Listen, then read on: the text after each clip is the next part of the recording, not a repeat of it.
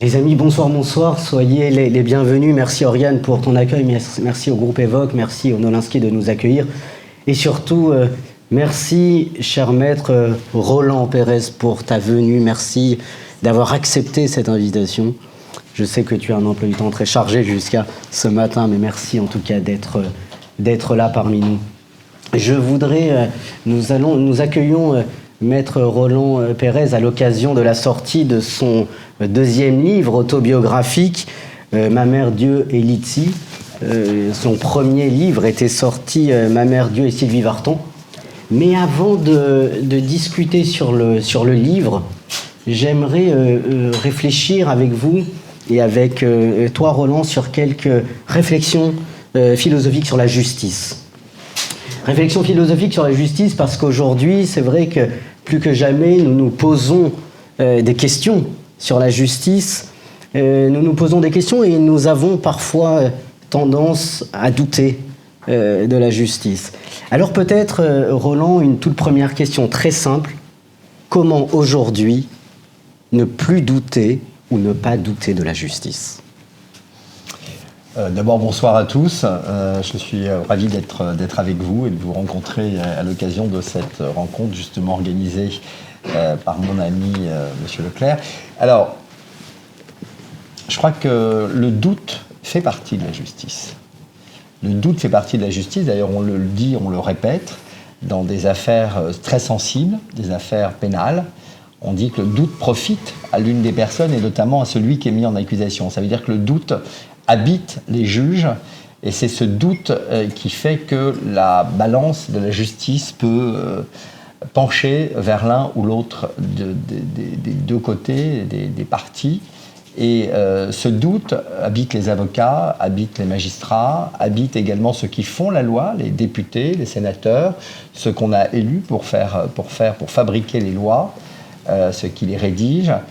Ce doute, oui, parce que c'est ce doute qui fait avancer aussi la justice, qui fait avancer la loi. On n'est jamais sûr de ce qui est jugé. Et quand on embrasse la profession d'avocat, forcément, on embrasse cette profession avec l'envie d'avoir raison. Mais est-ce qu'on a toujours raison ? La contradiction, le fait qu'on soit deux parties, le fait qu'on écoute. Moi, il m'est arrivé quand j'étais jeune étudiant d'aller assister à des audiences. Et notamment, parfois, moi j'aimais bien le droit du travail parce que c'est des droits très vivants.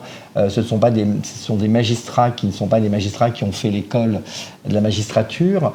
Ce sont des employeurs, des salariés, et c'est très intéressant. Et quand vous écoutez, par exemple, un procès en droit du travail, qui est vraiment un procès où au quotidien s'affronte un employeur, un salarié, avec des collègues, avec une vie, on passe quasiment plus de temps sur son travail, sur son lieu de travail, que chez soi, donc c'est une nouvelle famille qui se crée.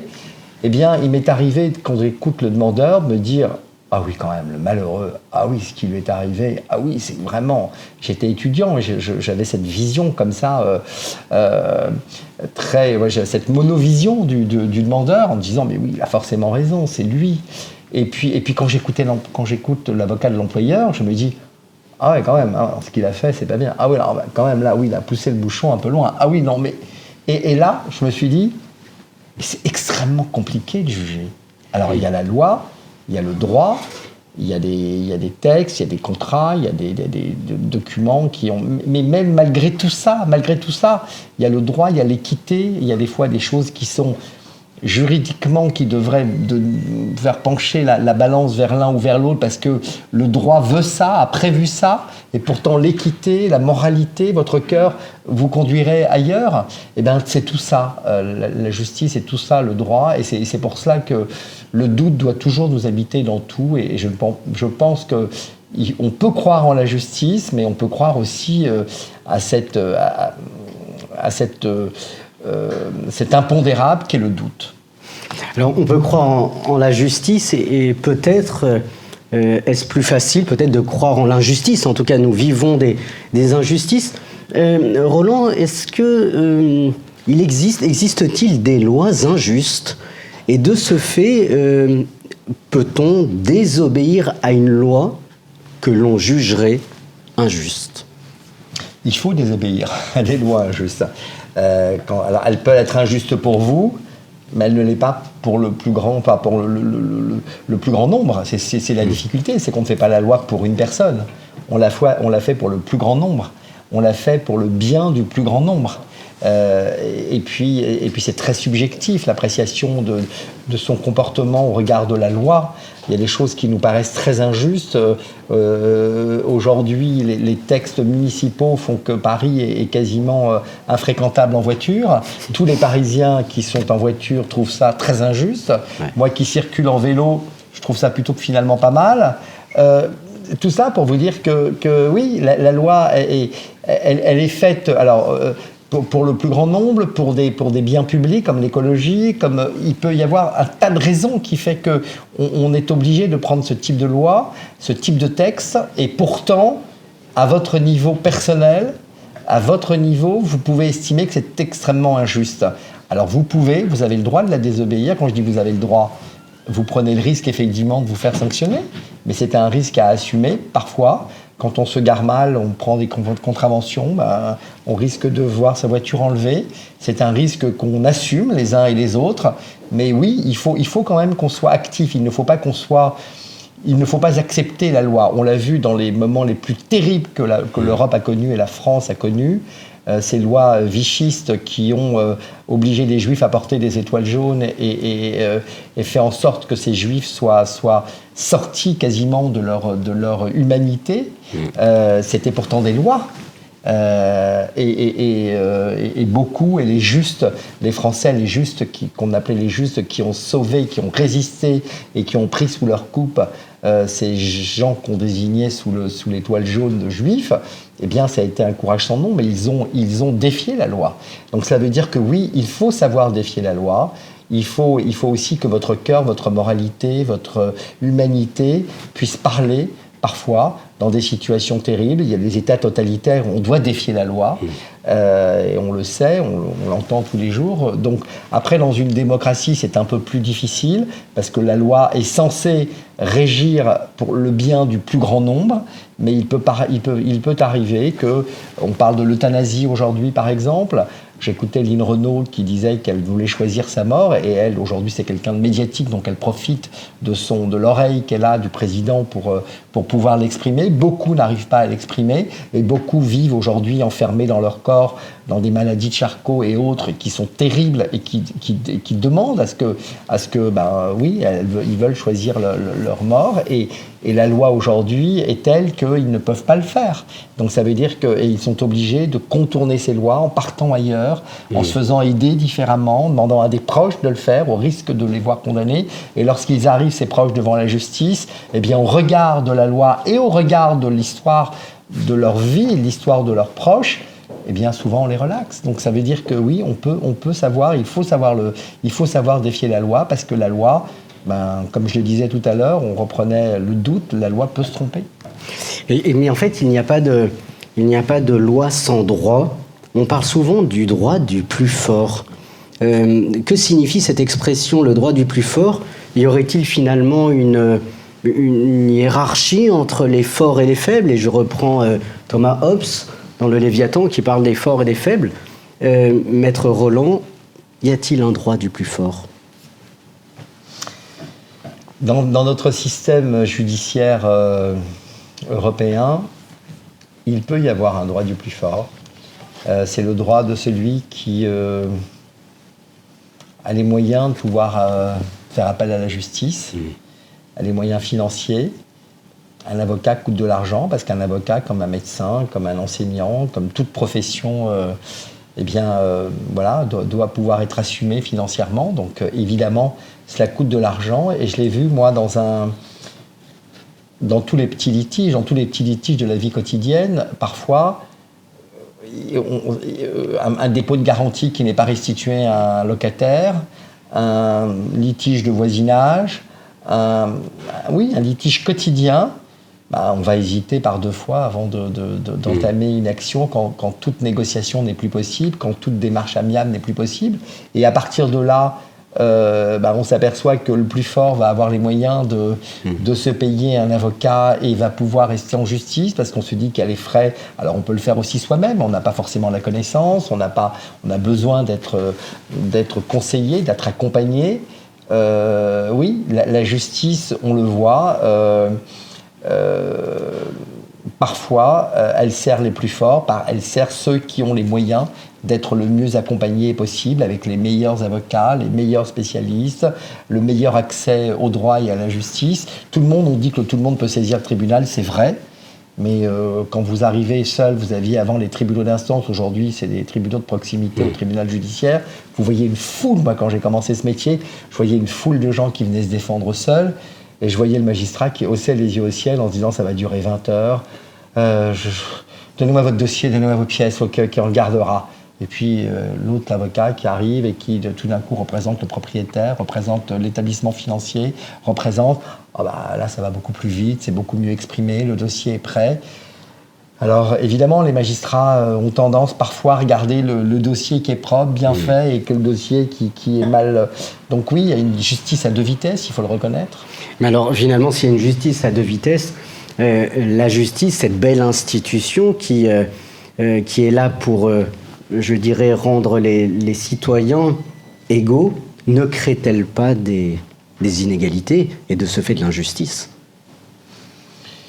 Les inégalités, on les a tous les jours, quel que soit le milieu dans lequel on est, quel que soit le milieu professionnel, le milieu familial. Il y a des fratries où il y a beaucoup d'inégalités dans les fratries, et on le sait, les successions en parlent beaucoup, et les dossiers de succession révèlent ces inimitiés dans les familles.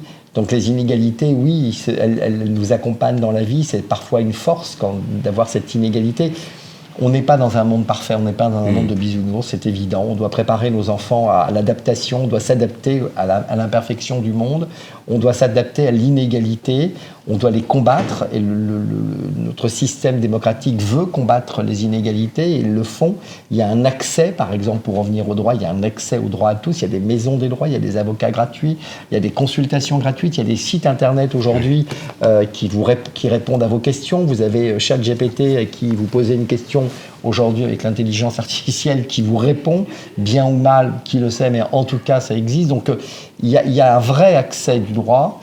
Donc ça comble, on peut dire que ça comble les inégalités, mais pour pouvoir y accéder, il faut aussi comprendre. Il y a aussi cette éducation, cette compréhension. Et c'est là tout le travail que l'on fait. Moi, c'est ce que je fais dans les médias depuis quasiment 30 ans aujourd'hui. Je voulais être comédien, je suis devenu avocat. Je me suis dit que j'allais peut-être exercer mon métier de comédien différemment, en m'exprimant auprès des médias et en vulgarisant le droit. C'est ce que je fais dans des chroniques pendant très longtemps, c'est ce que je fais jusqu'à aujourd'hui à Europe 1, c'est ce que j'ai fait à France Télévisions, aujourd'hui je suis sur CNews, C8. Voilà, j'essaye de vulgariser le droit pour le rendre accessible, mais évidemment que les inégalités perdureront, et seule l'adaptation à notre monde, c'est la vraie clé de l'intelligence dans la vie, c'est adapter. Moi, j'ai dit à mes enfants qu'ils fassent ou non des études. Le plus important, c'est que vous vous adaptiez, qu'il faut vous donner les clés de l'adaptation à l'autre, l'adaptation au milieu professionnel dans lequel vous êtes. Vous êtes charcutier, bien, vous devez vous adapter au monde de la charcuterie, voir qui est quoi, qui fait quoi. Vous devez vous adapter à tous les mondes, quel que soit le monde agricole. Aujourd'hui, on en parle beaucoup.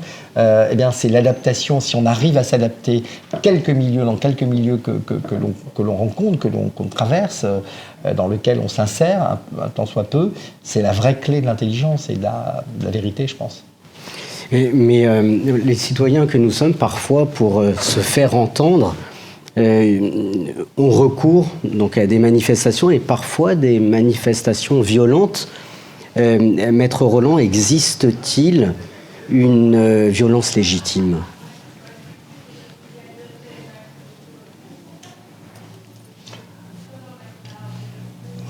Quand je pense aux événements du 7 octobre, je me dis qu'il y a une violence légitime. Quand je pense, quand je sais mon cœur saigne, mes appartenances judaïques fait que Israël existe enfin, et que 50, 60 ans plus tard, 70 ans plus tard, on est venu tuer de la façon la plus barbare, la plus ignoble des familles, des enfants, et aujourd'hui, on reproche à Israël de se défendre, et pourtant, je pense qu'il existe une violence légitime.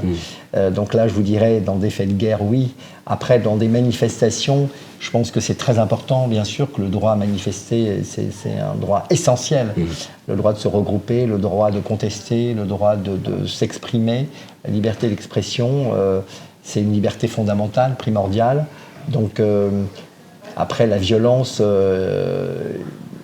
oui, la violence, je pense que voilà, on pense aux gilets jaunes, on pense à tout ça, on se dit que ça dégénère. Alors est-ce qu'ils viennent parfois, je ne pense pas que ceux qui défendent une vraie cause viennent pour en découdre violemment. Je pense que beaucoup profitent de ces manifestations légitimes, de ce droit à l'expression, de ce droit à la revendication. Je pense que beaucoup en profitent pour des raisons politiques, pour des raisons parfois de voyeurie, tout simplement, profitent de ces situations pour rendre violent l'expression d'une idée, d'une volonté, d'une revendication. Je pense qu'ils viennent, ils en profitent, mais je ne pense pas que les vrais, ceux qui arguent vraiment d'une revendication soient violents. Alors peut-être une dernière question avant de passer à ta superbe autobiographie. Maître Roland, tu es spécialiste du droit de la propriété intellectuelle. Toute ta carrière, tu défends la propriété. Une question toute simple. À quel moment je peux dire que quelque chose m'appartient ? C'est une très bonne question parce que j'ai toujours eu l'impression qu'on était locataire de tout sur Terre, même quand on est propriétaire de son bien immobilier. Je pense qu'on est locataire. La location, on est là que de passage. On est vraiment que de passage et je pense que la propriété ne devrait pas exister. Elle existe, mais elle ne devrait pas exister. Elle rassure, cette propriété. Elle peut enrichir, elle peut générer des revenus matériels, financiers. Mais en réalité, rien ne nous appartient parce que ce qui appartient, on repart avec. Or, on sait bien, on repart strictement avec rien. Alors, on peut le transmettre, mais quand on le transmet, parfois, c'est source de tellement de conflits, tellement d'histoires, qu'on peut se poser la question de savoir si c'est bien aussi de transmettre. Donc, pour moi, franchement, la propriété intellectuelle, je la défends, c'est vrai. Parce que la propriété intellectuelle, c'est quelque chose de magique quand même, parce qu'on demande... les idées sont le libre parcours, mais quand ces idées prennent forme, quand ces idées enfin arrivent à se matérialiser par un dessin, une œuvre littéraire, une œuvre poétique, une œuvre cinématographique, un propos qui est écrit... quand ça arrive, quand un dessin d'un modèle de vêtements, de chaussures, enfin l'industrie de l'habillement, tout cela, l'industrie des arts, tout cela se matérialise enfin, et il est important que non pas la propriété, c'est pas la propriété qu'on invoque, c'est le droit moral, c'est-à-dire la protection et la revendication que vous êtes l'auteur de cette œuvre. Et c'est cela en quoi le droit, la propriété littéraire et artistique et industrielle, aujourd'hui avec les brevets aussi, est passionnant. J'aurais aimé encore te poser plusieurs autres questions, mais je pense qu'après, avec les questions de vous, chers amis, nous allons pouvoir approfondir quelques notions. Je passe à la deuxième partie de cette petite interview. Roland, tu viens de publier le deuxième tome de ton autobiographie, Ma mère Dieu et Lydie. En lisant ce magnifique roman, je voudrais m'arrêter sur deux thèmes. Le premier, c'est l'amour, et le second, c'est la connaissance de soi. Et pour ce faire, pour commencer pour l'amour, je voudrais citer Oscar Wilde, qui à mon sens résume très bien qui tu es et finalement tout ce que tu as vécu. Je le cite, « Seul l'amour peut garder quelqu'un de vivant ». Et je crois, Roland, ton épouse, elle est vivante parce que tu l'as aimée, tu l'aimes et tu l'aimeras toujours. Quelle définition, peut-être très large, peut-être une question vraiment très très large, mais quelle définition donnes-tu de ce beau et plus beau, magnifique verbe qui est aimer?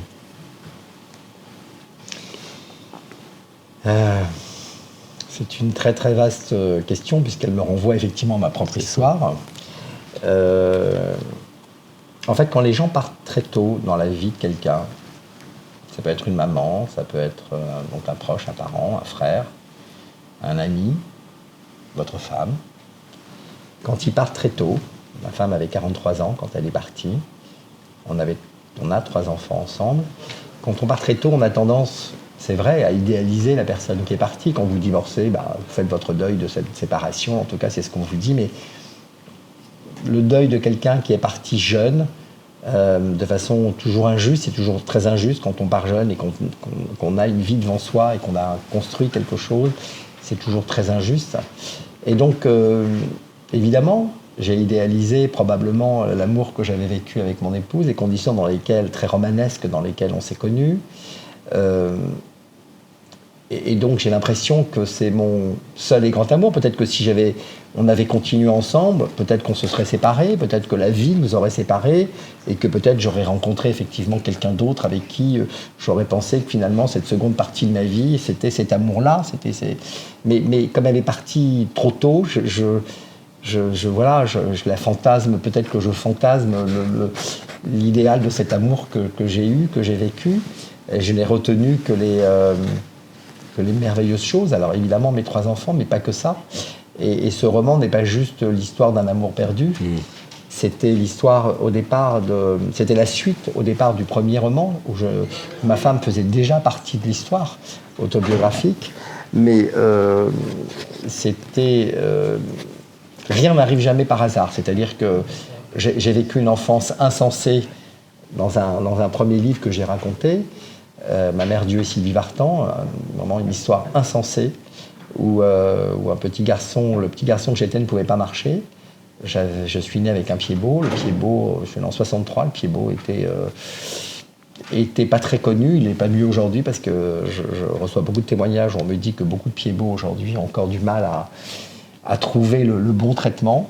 En tout cas, moi, quand je suis né, le traitement, il n'en avait pas. Et on a indiqué donc à la naissance, à la maternité, à ma maman, que je ne marcherai jamais.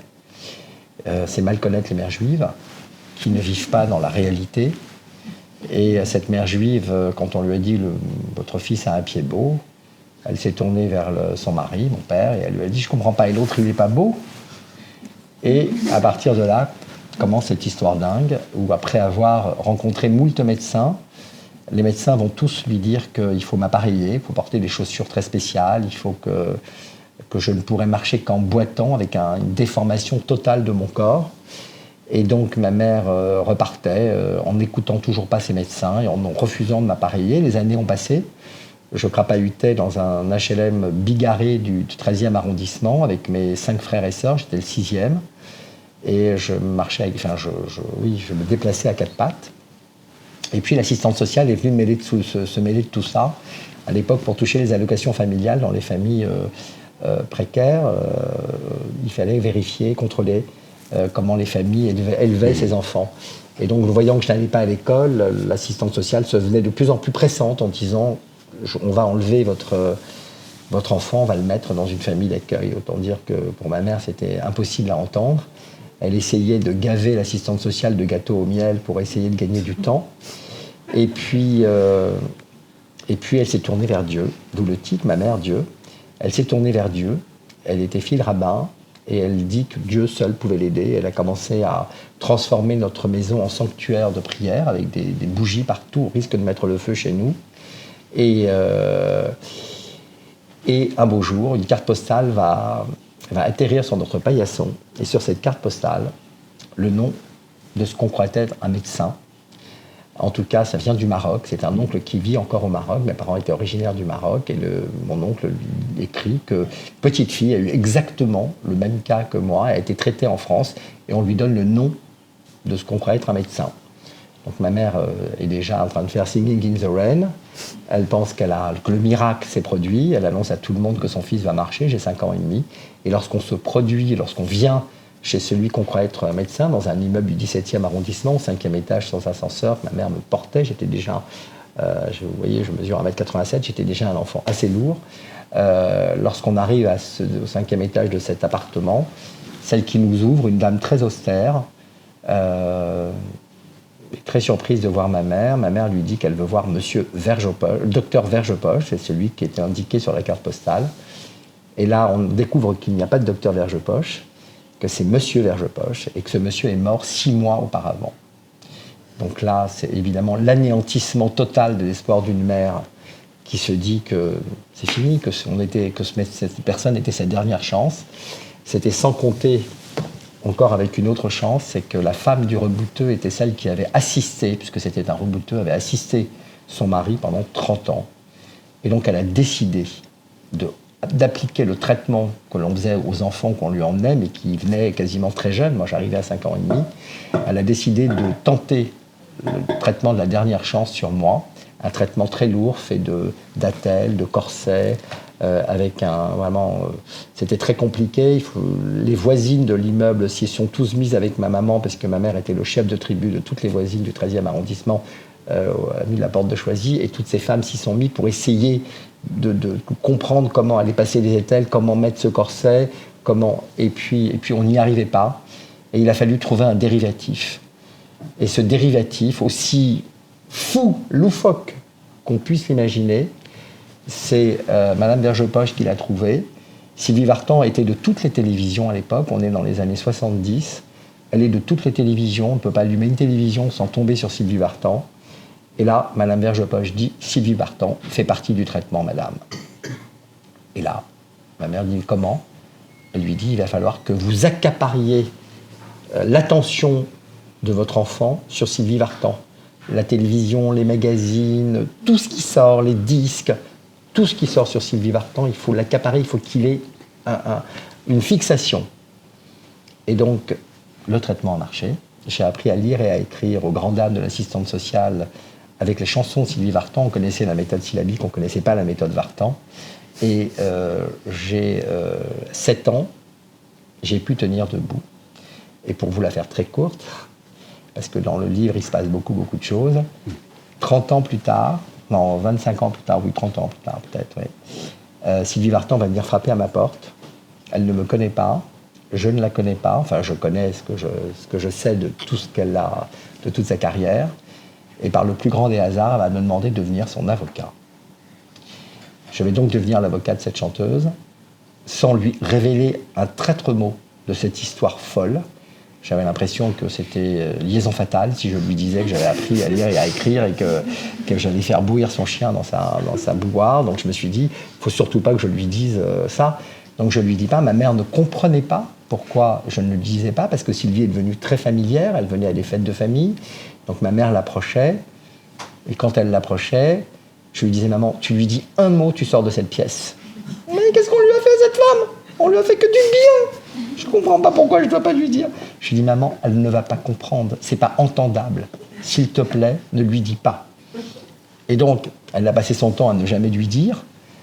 Et puis elle est partie en 2017, ma mère. Et je me suis dit, je ne lui ai pas dit merci. On vit avec nos parents, on ne dit jamais merci à nos parents. On trouve que c'est normal d'être élevé par nos proches, par nos parents. Et puis finalement, je me suis dit, il n'est pas trop tard. Donc, quelqu'un a révélé à Sylvie Vartan cette histoire, et j'ai décidé donc de l'écrire. Et ce livre a été un succès phénoménal. Et les médias s'en sont très vite emparés. Le titre est très, très, très drôle, très attractif. Donc, le titre, les gens voulaient savoir pourquoi Dieu et Sylvie Vartan. Et puis, très vite, le livre est devenu un film. Et le film a été tourné il y a quelques mois. Le film est terminé. Il est en cours de montage au Canada. Et c'est Léla Becti qui va jouer le rôle inouï de ma maman. C'est Jonathan Cohen qui va jouer mon rôle. Et c'est Joséphine Japy qui va jouer ma femme. Et donc, pour revenir, donc j'ai fait cet aparté un peu long, pardon. T'inquiète. Mais voilà. Et ce livre, tout le monde m'a dit, on ne veut pas quitter cette famille. Mon éditeur m'a dit, les lecteurs veulent rester dans ta famille. Fais-nous la suite, parce que ta suite est tout aussi incroyable. Ta rencontre avec ta femme, Qu'est-ce qui s'est passé? Elle était mariée, tu étais fiancée, ta mère jouait un rôle encore incroyable dans votre relation, la venue de tes 3 enfants, tout d'un coup le coup du sort avec la maladie de ta femme, un mélanome qui s'invite dans votre vie, comment ta femme décide de mettre à distance cette maladie, comment vous vivez ces dernières années. Et c'est un livre qui est tout sauf triste, même si effectivement il traite de la disparition de ma femme et de cette résilience qu'on a eue avec nos enfants. Et c'est drôle que je fasse ça aujourd'hui avec toi, parce qu'aujourd'hui, j'avais jamais entendu parler avec mes filles, j'ai 3 enfants, j'avais jamais entendu parler mes filles de ce qu'elles avaient vécu à l'époque. On parle toujours de leur mère, en fait, elles se sont jamais confiées sur comment elles avaient vécu finalement le départ de leur mère et comment j'avais substitué le rôle de mère et de père, un peu Madame Doubtfire à la maison, comment j'avais substitué ce rôle, je les avais jamais entendus. Et puis à propos de ce deuxième livre, comme le livre est en passe aussi d'être adapté, ce deuxième livre, qui a beaucoup de succès aussi, Gala est venue chez moi, la rédactrice en chef est venue pour faire 2 pages sur ce livre et sur cette histoire et donc elle a interviewé mes 2 filles. Mon fils ne voulait pas, mais mes 2 filles ont accepté. Et donc, c'était comme une thérapie familiale aujourd'hui. C'est-à-dire que j'ai écouté, abasourdi, sur la façon dont mes filles avaient vécu avec cette résilience dingue de la disparition de leur mère. Elles avaient 13 et 11 ans. Et ça m'a fait un bien fou. Ça m'a fait un bien fou de les écouter et de me dire qu'on a raison parfois de partager nos histoires, même si j'ai reçu beaucoup de messages, à la fois pour le premier livre et pour le deuxième, sur évidemment les malheurs des uns, des autres, comment nos histoires accompagnent, comment nos exemples, nos résiliences, comment on fait pour pouvoir survivre. Dans la religion juive, on vous dit que Dieu vous envoie les épreuves, mais vous envoie aussi la force pour les supporter, c'est dans le Talmud.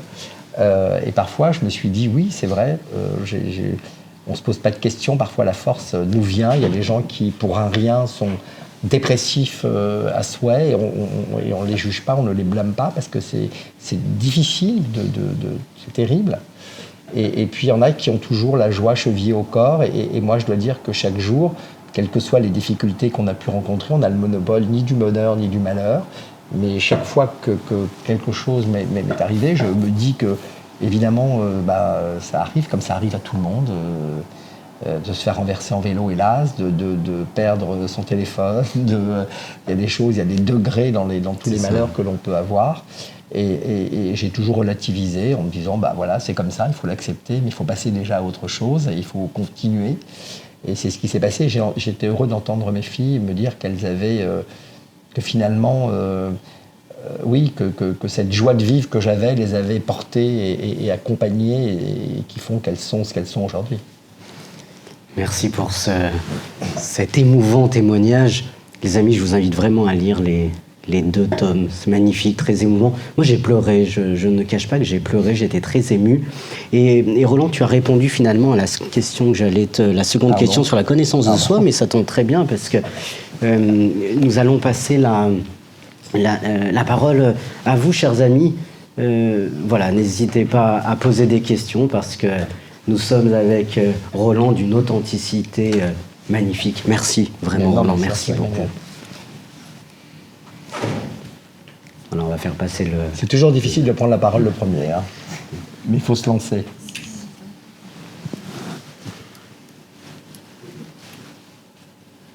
Est-ce que vous avez des regrets pour votre carrière de comédien?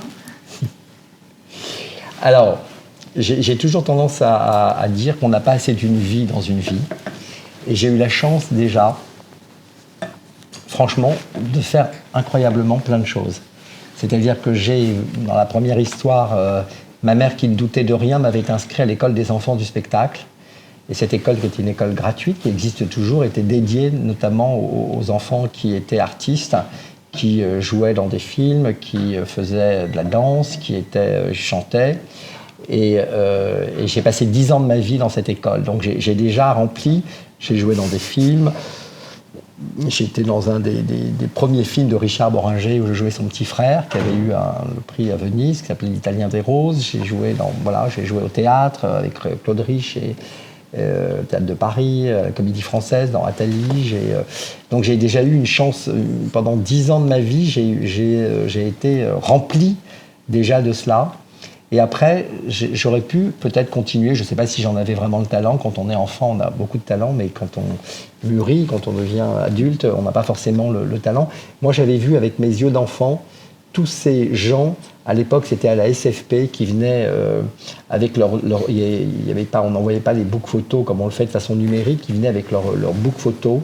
Il n'y avait pas d'agent, aujourd'hui il y a un agent pour tout, là il n'y avait pas d'agent. Et tous ces gens attendaient des heures pour être... Et moi en tant qu'enfant, j'avais été pris tout de suite, il y avait peu d'enfants qui jouaient. Et je les regardais avec mes yeux déjà très graves d'enfant, parce que je savais ce que j'avais vécu quand j'étais petit. Et je regardais cette insécurité, je regardais cette... je me disais, c'est pas possible, quoi. C'est un métier tellement pas sécure, ça paraissait tellement difficile, que je me suis dit, ah non, j'ai pas vécu tout ça pour me mettre, en plus d'être en doute dans ma vie. Donc j'ai pas pris le risque de continuer. Donc non, j'ai pas regretté, mais vous verrez que dans mon deuxième livre, ce que je raconte, c'est que la vie vous réserve des surprises absolument incroyables. J'ai voulu, à un moment donné, sur les conseils d'une amie, enfin d'une personne que j'avais rencontrée à Europe 1, reprendre des cours de comédie. Et le jour où j'ai voulu m'inscrire à ce cours de comédie dans le 18e arrondissement, rue du Ruisseau, je me suis trompé de porte. Et lorsque je suis rentré, c'était un casting qu'ils étaient en train de faire pour une pièce de théâtre. Je n'avais pas compris, on m'a demandé de monter sur scène, je pensais que c'était de l'improvisation. Et pour vous la faire très courte, un mois plus tard, j'étais pendant 3 mois au théâtre, où je jouais le rôle d'un animateur télé. Donc, j'étais en burn-out, autant vous dire, entre mon métier d'avocat le soir au théâtre et à la radio aussi, j'étais en burn-out. Mais je peux vous dire que je me dis, c'est pas possible, enfin, qu'est-ce qui m'arrive ? Et donc oui, la vie, lorsque vous avez les yeux ouverts et qu'il y a un peu de chance, il faut le dire, moi je ne boude pas la chance que j'ai eue, je remercie tous les jours, je suis très croyant, donc évidemment moi je remercie Dieu tous les jours, je lui parle en vélo quand j'arrive quelque part, je dis merci Dieu, parce que je suis arrivé vivant, j'ai conscience que c'est pas évident d'arriver vivant quelque part, donc moi j'ai aucun complexe, je remercie Dieu et je lui parle. Et donc là, bah oui, pour en venir à votre question, je me dis que la vie est encore longue. Voilà, je ne devais pas écrire, je suis devenu, je ne sais pas si on appelle ça écrivain, mais bon, j'ai en tout cas écrit commis de livres qui plutôt marchent bien et je suis sur un 3e déjà. Donc, tout est possible. Est-ce que Dieu est présent dans le cœur de vos enfants ? Ah oui. Oui. Moi, j'ai été élevé avec Dieu et ses saints. Il y avait toute une équipe de saints qui étaient autour de moi. J'avais honte quand j'ai eu 14-15 ans et que des filles venaient chez moi quand mes parents travaillaient, parce que j'avais sur mon lit collé, je ne pouvais pas l'enlever parce que c'était visible, j'avais des saints avec des longues barbes comme ça et des livres de prière et des Torahs qui étaient collés. Tout le monde se demandait, mais c'est qui ? C'est ton grand-père ? À la fin, je mentais, je disais oui, c'est mon grand-père. Il me dit, il a une drôle de tête. Je dis oui, c'est vrai, il a un peu une drôle de tête. Donc oui, Dieu m'habite forcément. Et puis j'ai vu le miracle, franchement, je vois les miracles tous les jours, je remercie Dieu tous les jours. Et mes enfants, pour répondre à votre question, sont... oui, j'ai une fille d'abord très pratiquante, ça l'a beaucoup aidée, ma fille aînée. Quand sa mère est partie, elle s'est tournée elle aussi vers Dieu et ça l'a portée, ça l'a structurée. Quand elle a commencé ses études de médecine, au départ, je connaissais les difficultés de la première année de médecine et je voyais qu'un jour sur 3, elle n'allait pas en cours. Parce qu'un jour sur 3, il y a une fête juive. Qu'est-ce que je vous dis ? Une coupe de cheveux et on fait une fête juive. Donc, et je lui disais, mais enfin chérie, tu vas pas aller à la fac ? Non, papa, c'est un jour béni, je ne peux pas. C'est un jour béni. Mais tu te rends pas compte qu'il y a quand même 5000 élèves qui attendent de passer la première année, ils vont en prendre 300. Donc tu as compris que là, tu es en train de... Papa, ne t'inquiète pas. Et elle a fait ça pendant toute sa première année. Et je me suis dit, mais bon, c'est bon, autant de voir si elle va déjà s'inscrire en Espagne pour faire dentaire. Je ne savais pas... Et puis à la fin, je remercie Dieu, elle est sortie 150e. Et elle avait été effectivement un jour sur 3, mais elle a prié, elle a travaillé évidemment, mais elle a prié aussi et elle était sûre d'elle. Et ça donne... pour les gens qui ne sont pas croyants, moi j'ai des gens autour de moi qui ne sont pas croyants, et les gens, parfois quand ils ne sont pas bien, ils me disent « mais toi tu as de la chance parce que tu crois ». Et c'est vrai que c'est une chance. C'est comme quand on joue au loto, on se dit que dans toute la semaine, on va être l'heureux titulaire des 130 millions du loto. On y croit pendant toute la semaine, on a déjà dépensé tout l'argent qu'on n'a pas gagné. Ben, c'est ça un peu la croyance, c'est-à-dire que, alors là on sait qu'on n'est pas le gagnant, mais on se dit on sera peut-être la semaine d'après. Ben, c'est un peu ça, cette loterie, Dieu est là, et c'est vrai que c'est très pratique, et pour mes enfants, ça les a portés, leur mère n'étant plus là, ça les a beaucoup portés. Et peut-être que l'épreuve de la perte de votre épouse a conforté votre foi, a renforcé votre foi. Elle vous a aidé et en même temps elle vous a porté aussi. Bah, au départ, on se dit quand on est victime d'un tel malheur, on peut douter. On se dit pourquoi moi, qu'est-ce que j'ai fait, pourquoi ma femme, pourquoi elle est partie, tout le monde disait c'est un ange, on peut se douter, on peut dire mais pourquoi Dieu mais quand on est croyant, on ne doit pas contester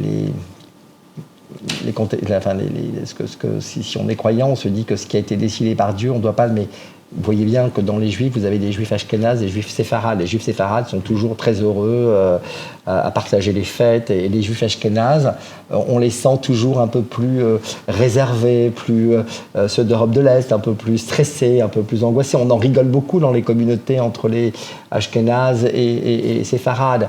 Mais les ashkénazes, on peut se poser la question, quand ils ont tous leurs aïeux qui sont partis dans des conditions atroces, évidemment, ils se disent où était Dieu ? Où était Dieu ? Et puis certains vont venir vous dire, on ne doit pas contester les décisions de Dieu, mais quand on était jeune, quand je posais cette question, en disant mais pourquoi 6 millions ? C'est pas possible, mais où était Dieu ? C'est vrai, où était Dieu ? Puis d'autres vous disent, il y a des gens, des religieux, qui vous disent c'est vrai que c'est extrêmement compliqué à expliquer, mais Israël existe aujourd'hui, n'existait pas avant. Et Israël est venu aussi de ce sacrifice, peut-être c'est difficile à entendre, mais de se dire qu'Israël a vu le jour après ces pogroms, après ces éradications terribles, vraiment qui sont inentendables. Et encore aujourd'hui, on a du mal à imaginer ces chambres à gaz et cette extermination des Allemands. Et pourtant, on se dit aujourd'hui, Israël existe, Israël n'existait pas à l'époque. Est-ce que c'est le prix à payer ? Je ne sais pas. J'essaye de ne pas rentrer dans ces questions, je me les pose évidemment, mais je crois avec une confiance absolue, effectivement, en Dieu. Et c'est vrai que ça, pour répondre à votre question, ça nous a énormément... J'ai accepté le départ de ma femme, même s'il était extrêmement, évidemment, difficile, inentendable au départ. Je l'ai accepté. D'abord, je l'ai accepté pour mes enfants, parce qu'on n'a pas le choix. Quand vous êtes devant un mur, vous devez le contourner. Donc, il faut le contourner et trouver une porte de sortie. Donc, on a trouvé, j'ai dit à mes enfants, on était 5, on va être 4. On nous a amputé chacun d'un bras, d'une jambe, mais il y en a qui gagnent des marathons avec une seule jambe. Ben, nous aussi, on va gagner le marathon, vous allez le voir, avec une seule jambe. On va réussir à courir aussi vite, voire plus vite. Et je pense qu'on y est parvenu, ouais. En tout cas, cette force, elle vous habite, elle est invisible, mais on la sent. Oui, franchement oui. Franchement oui, parce que j'ai un regard extrêmement bienveillant sur l'humanité. Je sais que quand on s'énerve et que quand on entend, par exemple, aujourd'hui, je parlais évidemment du conflit du Proche-Orient et des faits du Hamas, et quand j'entends des gens défendre encore le Hamas, parler de résistance, alors qu'on est face à des terroristes, ben, j'en veux pas aux gens. Je me dis, Dieu va s'en occuper. Moi, je leur en veux pas, je les écoute.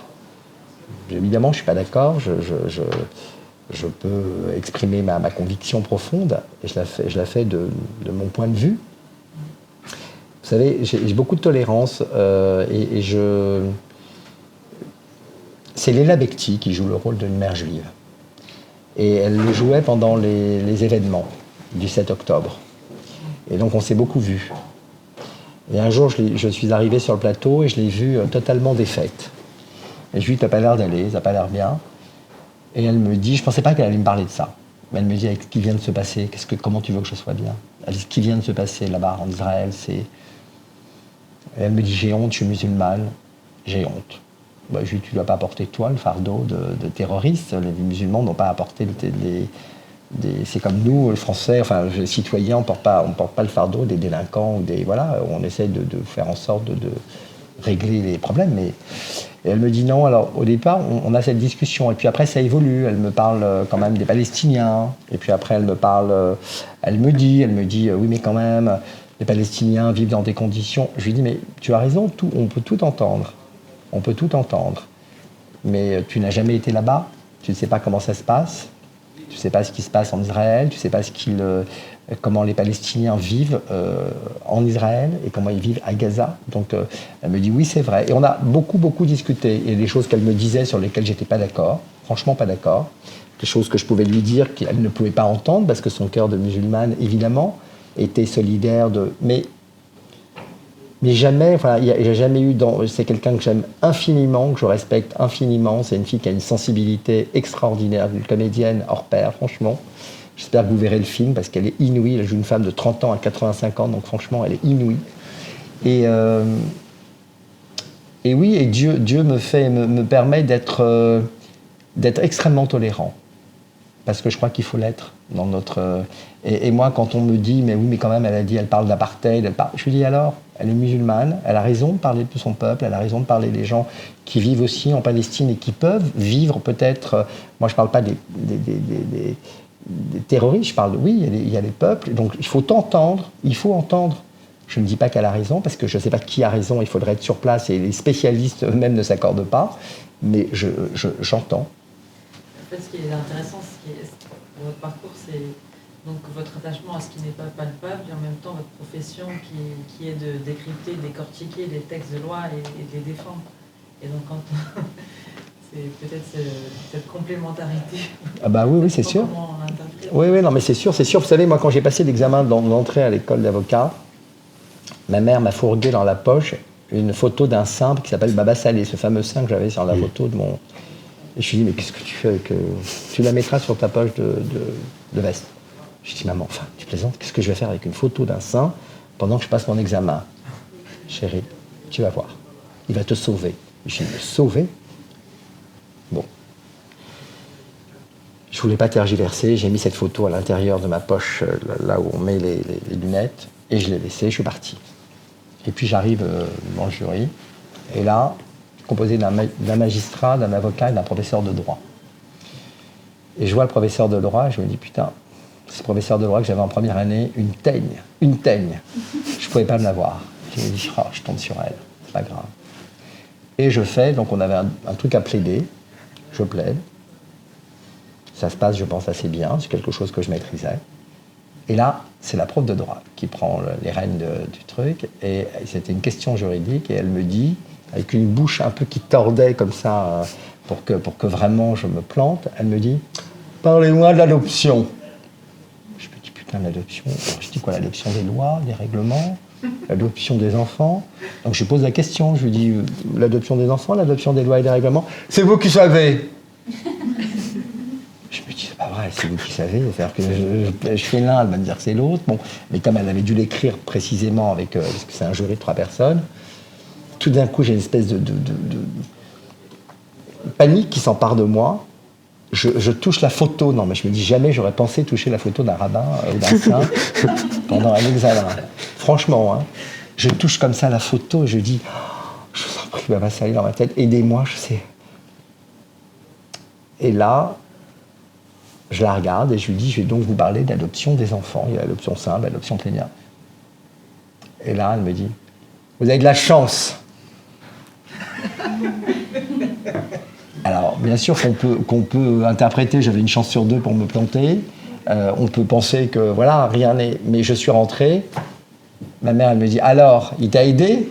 Je lui dis, comment tu sais? Non, bien sûr, dans toutes les situations, il nous aide. Voilà, donc...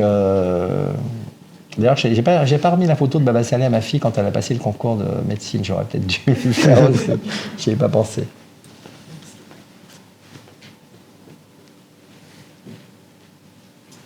Comment vous faites pour accepter toute forme d'injustice? Alors, on les accepte pas. On essaye de les combattre juridiquement le mieux possible. Quand on peut pas, on fait comme tout le monde aujourd'hui, et quand on a un peu l'écoute des médias, on les combat médiatiquement, parce qu'on s'aperçoit que les médias aujourd'hui deviennent le contrebalancement aujourd'hui de la justice. On le voit dans toutes les affaires de MeToo, quand les victimes ne savent plus se faire entendre, elles font appel à la justice, parfois avec excès, parfois avec justesse. Donc on essaye de trouver une autre voie pour faire entendre notre voix. Mais moi, je peux vous dire que dans mon cabinet, je suis un combatif, je vais jusqu'au bout. Je crois absolument à tout, je crois à la réflexion, je me dis qu'il y a une solution absolument à tout. J'ai eu un dossier récemment où ma collaboratrice avait fait une très grave erreur. Ça peut arriver, hein. Bon. Elle n'a pas, par exemple, elle a assigné, enfin, elle a fait appel contre une mauvaise personne, une mauvaise société. Et donc, le délai d'appel est expiré. On ne peut plus rien faire. Quand on arrive, c'est irrecevable. Et là, j'ai dit, il ne faut pas que je panique, je vais réfléchir. J'ai réfléchi 2 nuits. J'ai peut-être invoqué Baba Salé, hein, je ne dis pas le contraire. Et je me suis dit, mais en fait, mon client, il n'habite pas constamment en France, il habite aussi à l'étranger. Je lui ai demandé un certain nombre de documents. Et parce que celle contre qui j'avais fait appel aurait pu me dire, elle me connaissait, on était des cabinets d'avocats qui se connaissent, on avait déjà été en première instance ensemble, elle aurait pu me dire, vous êtes trompé de société, c'est pas la bonne, parce qu'ils avaient été rachetés entre-temps. Elle m'a laissé dans cette... Et je me suis dit, ça ne va pas lui porter chance. C'est pas bien d'agir comme ça. Moi, je ne l'aurais pas laissé un confrère. Je pense que j'aurais dit, écoutez, on va se battre sur le fond, mais là, vous êtes trompé de société, attention, la société a changé, voilà son vrai nom. Et elle ne l'avait pas fait. Et donc, j'ai régularisé un nouvel appel, parce qu'il y avait des délais quand on est à l'étranger qui sont plus longs. J'ai régularisé un nouvel appel avec mon client disant qu'il habitait à l'étranger. Évidemment, elle est venue dire c'est faux, etc. Hein, mais elle voulait le dire et elle était tellement sûre d'elle que sur cette nouvelle procédure, elle ne s'est pas manifestée, elle ne s'est pas constituée, pensant que la Cour allait faire tomber immédiatement les choses, puisqu'on était hors délai. Eh bien, elle s'est trompée, car la Cour a retenu l'affaire. Elle était hors délai à son tour, elle, pour se manifester, et j'ai gagné ce dossier. Donc, dans toute situation, dans toute injustice, il faut être confiant. Il ne faut surtout pas paniquer, il faut se dire qu'il y a un moyen de contourner, il faut juste réfléchir avec sa tête et de se dire que... Et puis quand on agit mal, j'en ai vraiment le sentiment, et c'est pas juridique ce que je vous dis, mais j'ai vraiment le sentiment que dans la vie, on agit mal. C'est pas qu'on est puni, c'est que les choses se retournent contre vous, franchement.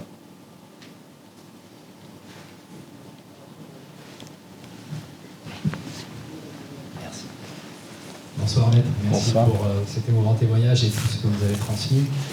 Il y a une question qui me vient, Emmanuel parlait de cet amour qui vous habite et on le ressent dans l'amour de ce que vous faites, l'amour de la vie même que vous avez eue.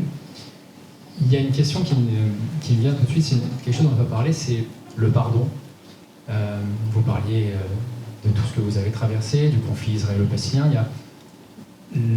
Pour moi, le pardon est lié automatiquement à l'amour, mais est-ce que tout est pardonnable? Et j'irai même plus, est-ce que tout doit être pardonné? Dans l'absolu, j'ai envie de vous répondre oui. Lorsqu'on est confronté soi-même à quelque chose qui vous a totalement heurté, qui vous a anéanti, je comprends que tout n'est pas pardonnable. Vous savez, c'est comme quand on commence ce métier, on nous dit, évidemment, on est contre la peine de mort. Quand on est généralement avocat, on est contre la peine de mort. Et puis on se dit que si demain on est face à celui qui a tué votre enfant, je pense qu'on serait pour la peine de mort. Donc c'est toute la subjectivité de la situation dans laquelle on se trouve. Quand on met à distance les choses, on les voit différemment. Quand on est soi-même impliqué, c'est pour ça qu'on ne peut pas se défendre soi-même. Quand on est impliqué, on n'a pas la distance nécessaire. Et quand on l'est, ben ça vrille totalement votre appréciation. Dans l'absolu, oui, tout est pardonnable. Dans la vérité de ce qui vous arrive, non, ça ne l'est pas. Merci.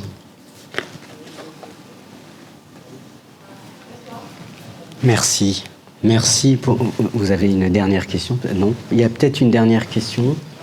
En tout cas, Maître Roland, je te remercie pour ta présence. Merci pour... Voilà, merci à toi surtout et merci à vous tous. Hein. Ouais. Pardon d'avoir accaparé un peu le... Non, micro. c'était Merci pour ton authenticité et je dirais tout simplement merci pour ta vie, ta belle vie qui se poursuit. Et merci pour ton beau témoignage. Merci. Vraiment. Écoutez, oui, je crois que j'attends avec impatience ce que j'ai vu du film du premier. Je pense que la Gaumont veut le sortir comme un film de Noël, parce que c'est un film plein d'espoir. C'est un film où vous allez voir le maire totalement loufoque, inspirante et dingue, vraiment dingue, mais dingue d'amour pour ses enfants, dingue d'amour pour les autres. Et je suis content, elle méritait. Moi, quand on m'a dit, quand la Gaumont m'a appelé en me disant j'ai lu votre livre et votre mère est une héroïne de cinéma, j'ai toujours pensé à tout, mais pas à que ce soit une héroïne de cinéma. Et j'étais tellement content pour elle. Et je pense que c'est pas par hasard. C'est pas par hasard que ce film s'est fait dans une vitesse absolue, en réunissant tous les fonds, 15 millions d'euros, qui ont pu être amassés. Amazon a acheté immédiatement et rentré dans la production. Et pour que le film soit au cinéma dans un premier temps et pas sur Amazon, il le viendra après. Donc tout s'est déroulé. Enfin, la présidente Sidonie Dumas m'a dit « Je n'ai jamais vu un film qui s'est fait dans telles conditions. Je suis obligée de croire en votre mère. » Parce que c'est pas possible. Et on rigole aujourd'hui. Ils parlent à la Gaumont. Léla Becti m'a dit moi j'ai fait plein de films avec eux. C'est la première fois qu'ils lèvent leur verre pour Baba Salé, quoi. J'ai jamais vu ça. Donc c'est vrai que c'est dingue ce qui s'est passé. Et je suis content que ce film, qui verra le jour dans quelques mois, en décembre 2023, j'espère vraiment que le film aura du succès parce que je suis à deux doigts de leur faire un virement, mais je ne sais pas comment, parce que je me dis il faut vraiment que le film marche. Ils y ont mis vraiment tout leur cœur. C'est Ken Scott, celui qui a fait, je ne sais pas, pour les plus jeunes, je pense que ce nom vous parlera, c'est lui qui a fait Starbuck, qui a écrit et réalisé Starbuck, l'histoire de ce type qui s'est retrouvé papa de 500 enfants, ce Canadien. Le film avait eu un succès phénoménal et mondial, il a été adapté dans tous les pays. Spielberg a acheté les droits et d'ailleurs ce même réalisateur a fait le scénario pour Spielberg. Et c'est lui qui est tombé en amour de ce livre, de Ma mère, Dieu et Sylvie Vartan, et qui a décidé de le porter à l'écran et d'être le réalisateur et le scénariste. Donc il y a apporté toute sa verve naïve de ce Canadien du froid qui a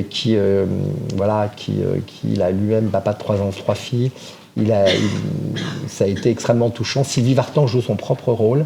Ça a été compliqué de la faire accepter, de lui faire accepter de jouer son rôle, parce qu'elle me dit, je ne vais pas rentrer au cinéma pour jouer mon propre rôle, c'est un peu con. Je lui ai dit, bah oui, mais là, on ne peut pas le faire sans toi. C'est ce que m'avait dit la Gaumont, au moins à la fin, quand Jonathan Cohen fait la rencontre de Sylvie Vartan, enfin, qu'elle lui demande de devenir son avocat. Il fallait que ce soit elle, aujourd'hui, qui joue son rôle. Et elle s'est beaucoup amusée avec Léla Becti et Jonathan Cohen. Et Jonathan Cohen, pour la petite histoire, et j'en aurais terminé, Jonathan Cohen, quand je l'ai vu la première fois, il m'a dit, moi j'ai ta mère, elle s'appelle Esther, ma mère, j'ai la même à la maison. Et je lui ai dit, ah bon? Quand j'ai sorti le deuxième livre, j'ai fait une signature à la librairie Lamartine. Je suis arrivé un quart d'heure avant. Il y avait déjà beaucoup de monde, comme le livre a eu beaucoup de succès. Les gens voulaient vraiment le deuxième tome, donc il y avait beaucoup de monde. Et dans la file d'attente de gens qui attendaient, je vois une femme blonde avec un rouge à lèvres carmin, comme ça, très fort, et avec un manteau en imitation léopard. Et je me dis, c'est pas possible, ma mère a envoyé sa meilleure amie là, c'est pas possible, c'est la même.